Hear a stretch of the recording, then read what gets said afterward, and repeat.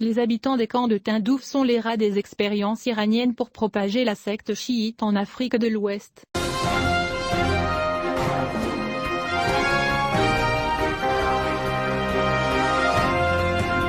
À partir de 1970, Cuba, sous la houlette de feu Fidel Castro, à la demande du tombeau Boukrouba, Ouari Boumediene, ouvre plusieurs camps d'entraînement militaire en Algérie pour les mercenaires séparatistes du Polisario, avec le soutien financier et logistique de le poursuivi par son peuple, le colonel Mouammar Kadhafi, tué dans un canal d'épuration, au nom du socialisme international, du camp communiste et du socialisme arabe, selon la conception de Gamal Abdel Nasser. Che Guevara à La Havane a commandé les cadres du gang Polisario en Algérie, avant de les envoyer à Cuba pour recevoir leur formation en théorie marxiste, et la question était de savoir comment concilier tout cela avec la religion islamique, mais cela n'a pas empêché des centaines de Sahraouis d'aller à Cuba pour recevoir la forme comme cadre politique, et d'autres sont allés comme étudiants, et il y a même des enfants qui ont été enlevés de force à leur famille pour être instruits à Cuba, l'île de la jeunesse. À partir de 1970, de nombreux camps d'entraînement militaire ont été ouverts en Algérie, et entre 1971 et 1972, le nom du mouvement de libération du Sahara a été changé en Front populaire de libération de Sagia et l'Amra et Ouededa Polisario. Et l'histoire sera préservée que les deux plus anciennes organisations armées sont encore présentes dessus. Les terres-États et Polisario ont été développés par la Cuba, et la seconde en particulier par Che Guevara lui-même. Juan Vive dit, dans son livre sur les scènes du régime castrien, qu'il a servi pendant 20 ans avant d'émigrer comme réfugié en France en 1979. J'ai d'abord aidé les Sahraouis quand leur lutte prenait la forme d'un mouvement politique, puis dans le cadre de la lutte armée. Le Polisario s'est converti à l'islam et des centaines de membres d'Al-Qaïda l'ont rejoint après leur défaite en Afghanistan, mais c'est une autre histoire. Cela nous renvoie à un article publié par l'un des sites de propagande du Front Polisario séparatiste intitulé « Comment le voilé Mohamed Sidi est-il passé de loyaliste à Al-Qaïda à directeur de l'orientation religieuse au sein du gouvernement sahraoui ?» Ce prédicateur religieux du prédicateur du Polisario dans les camps est Al-Majoub Mohamed Sidi, qui a un passé terroriste, car il était issu d'un groupe se faisant appeler Ansar al-Sharia. Est étrange qu'un homme avec ce passé terroriste à l'époque de feu Mohamed Abdelaziz, devienne directeur de l'orientation religieuse dans les camps de Tindouf à l'époque d'Ibn Batouche, surnommé Ibrahim Ghali, le chef des séparatistes, la marionnette du régime militaire algérien, et cela confirme que le Polisario il a embauché un homme avec une idéologie dure, ce qui confirme le caractère de terrorisme dans ce groupe séparatiste. Et, selon la même source, Al-Majoub Mohamed Sidi a été arrêté en janvier 2010 par une escouade spéciale de sécurité algérienne arrivée dans les camps, et saisit plusieurs kalachnikovs et 20 kg d'explosifs TNT, ainsi que de l'argent en dur monnaie, et des correspondances avec Abdelmalek Drkdel, le chef de l'organisation Al-Qaïda au Maghreb islamique. L'arrestation qui est intervenue conjointement avec les autorités mauritaniennes, le 24 janvier 2010, a arrêté 3 éléments sahraouis également fidèles à Al-Qaïda, et l'affaire avec Nafi Muhammad Embark, Muhammad Salem Al-Rukabi et Muhammad Salem Muhammad Ali. L'arrestation de Al-Majoub Mohamed Sidi par une escouade de sécurité algérienne a été rapportée par de nombreux médias, dont le magazine américain Foreign Policy, ajoute le site de propagande, qui précise que l'arrestation a été confirmée par des experts de la région tels qu'Abdelhamid Bakir, du prestigieux think tank américain spécialisé dans les questions de terrorisme, la Jamestone Foundation, et Claude Moniquet, président de l'European Strategic Intelligence and Security Santé, SISC.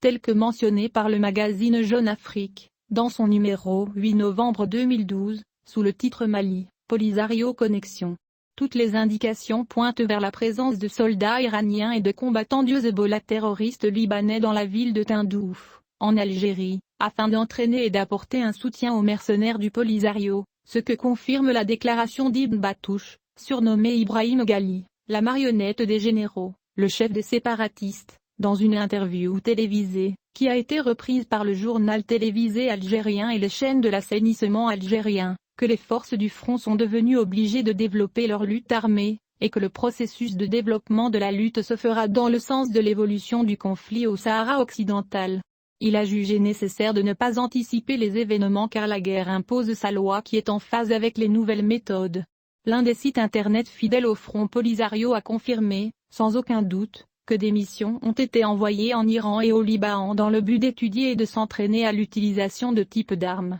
Son article intitulé Du communisme au chiisme, technique preuve révélant l'envoi de missions du commandement saharien en Iran pour études et entraînement. Et de l'article condamnant les mercenaires et le régime militaire algérien, l'implication de la cause sahraoui ne s'arrête pas à ses frontières, et l'aventure menée par le leadership sahraoui et l'allié algérien dans la distribution des parts de l'État sahraoui aux États voyous et des entités démoniaques, augmente à mesure que la présence politique s'affaiblit dans la communauté internationale et plus le lien augmente. Dépression internationale. Il a ajouté, la direction du Polisario et l'allié algérien ont secrètement contracté avec Téhéran, pour dédommager Cuba et la Libye dans la formation de combattants, et pour ouvrir les portes des casernes et des universités face à ceux qui n'ont pas pu rattraper les universités algériennes, après que de nombreux pays ont abandonné la question du désert, dont Cuba, le Venezuela, la Libye, la Syrie, le Nigeria et même l'Afrique du Sud, dont les braises se sont éteintes et son feu s'est refroidi, et on ne trouve plus que fort soutien là-dedans.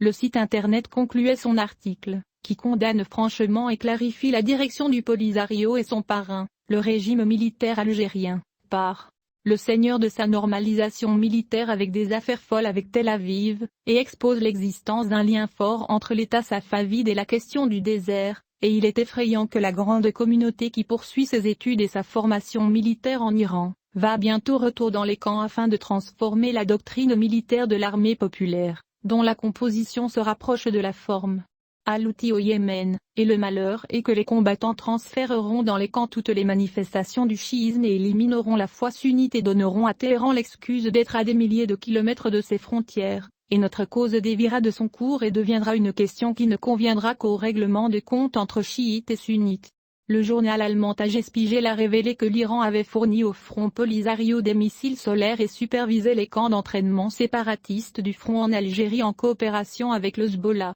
Dans un article analytique, le journal précise que l'Iran poursuit son expansion en Afrique, avec l'aide du groupe Hezbollah, qu'il soutient, notamment en Centrafrique, au Cameroun, au Ghana et en République démocratique du Congo. Elle a ajouté qu'il existe des groupes déjà soutenus par l'Iran et qui lancent des campagnes contre les intérêts de l'Occident, des Arabes sunnites et d'Israël, et cela est devenu clair et connu lors du démantèlement des cellules terroristes en Éthiopie et en Ouganda. Le Tagesspiegel a expliqué que le soutien de l'Iran au Front Polisario découle de sa recherche d'influence dans les zones instables, ajoutant que le front atteindra l'Iran avec des missiles solaires et préparera également des camps d'entraînement avec le Hezbollah en Algérie pour former les séparatistes du front. Le journal a mis en garde contre la stratégie expansionniste de Téhéran et a déclaré que la question du Sahara n'est qu'une autre indication pour que la communauté internationale agisse pour reprendre les négociations avec l'Iran sur l'accord nucléaire. En mai 2018, le Royaume du Maroc a décidé de rompre ses relations diplomatiques avec l'Iran, en réaction à l'implication confirmée de l'Iran par le biais du Hezbollah avec le Front Polisario contre la sécurité nationale et les intérêts supérieurs du Maroc. Et le ministre des Affaires étrangères et de la coopération internationale, Nassef Bourita, avait auparavant affirmé que l'Iran se réjouit de bénéficier de son soutien au Polisario afin d'étendre son hégémonie dans la région de l'Afrique du Nord et de l'Ouest, notamment dans les pays le front atlantique, notant qu'il s'agit d'un front pour l'attaque que mène Téhéran en Afrique. Dans une interview accordée au site d'information américain Pritebor en septembre 2018, Bourita a déclaré que l'Iran veut utiliser son soutien au Polisario pour transformer le conflit régional entre l'Algérie et le front séparatiste d'une part, et le Maroc d'autre part, en un moyen lui permettant d'étendre son hégémonie en Afrique du Nord et de l'Ouest, notamment dans les pays de la façade atlantique. Il a souligné que le Polisario n'est qu'une partie de l'approche agressive de l'Iran envers l'Afrique du Nord et de l'Ouest, notant que le Front séparatiste est une organisation attractive pour Téhéran et le Hezbollah, mettant en garde contre le lien entre le Hezbollah et le Polisario, qui se part selon lui d'un personnage très dangereux pour l'Afrique du Nord, expliquant que le Polisario, qui est un mouvement militaire, représente un facteur positif pour l'Iran car il connaît la région. Le Polisario et les MAN, sont des contrebandiers, et connaissent bien les routes. Le ministre des Affaires étrangères et de la coopération internationale a également attiré l'attention sur le fait que l'Iran a essayé de trouver une présence au Maroc, déclarant « Aujourd'hui, les Iraniens, font les mêmes efforts dans le reste des pays d'Afrique du Nord. Ils sont attirés une partie de notre jeunesse en lui permettant d'obtenir des bourses, ajoutant que Téhéran lance des œuvres missionnaires pour la communauté marocaine résidant à l'étranger, notamment en Belgique. D'autre part, Nassé Bourita, ministre des Affaires étrangères, de la coopération africaine et des Marocains de l'étranger, a affirmé que la sécurité spirituelle des Marocains et du continent africain figure parmi les priorités pour contrer les ambitions iraniennes sur le continent. Le ministre des Affaires étrangères et de la coopération africaine,